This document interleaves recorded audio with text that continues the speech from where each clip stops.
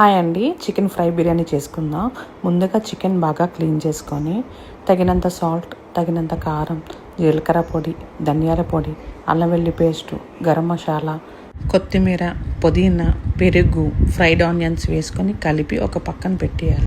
Stove మీద బిర్యానీ కడాయి పెట్టి అది హీట్ అయిన తర్వాత అందులో ఆయిల్ వేసుకొని మనం కలిపి పెట్టి ఉంచిన చికెన్ వేసుకొని సిమ్లో పెట్టి మూత పెట్టేయాలి.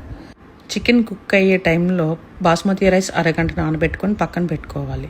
బాస్మతి రైస్ ఉడికించడానికి నేను కుక్కర్ తీసుకుంటున్నానండి, ఎందుకంటే తక్కువ క్వాంటిటీ కాబట్టి.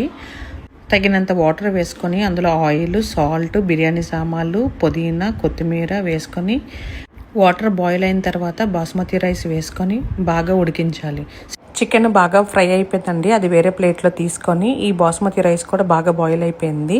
దాన్ని ఈ బిర్యానీ బౌల్లో షిఫ్ట్ చేసుకొని కొంచెం చికెన్ వేసుకొని మళ్ళీ బాస్మతి రైస్ వేసుకొని దాని మీదే ఫ్రైడ్ ఆనియన్స్, కొత్తిమీర, పుదీనా, మనం బాస్మతి రైస్ ఉడికించిన కొంచెం వాటర్ కూడా వేసుకొని, నేను కలర్ ఏమి యూజ్ చేయట్లేదండి, చికెన్ వండేటప్పుడే కొంచెం ఆయిల్ తీసి ఆయిల్ కూడా పైన వేసుకొని ఇంకా మూత పెట్టుకొని ఒక 10 minutes తర్వాత చూడండి, చికెన్ బిర్యానీ చాలా బాగుంటుంది.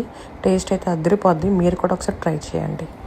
మళ్ళీ నెక్స్ట్ వీడియోలో కలుద్దామండి. Please subscribe my channel. Thank you.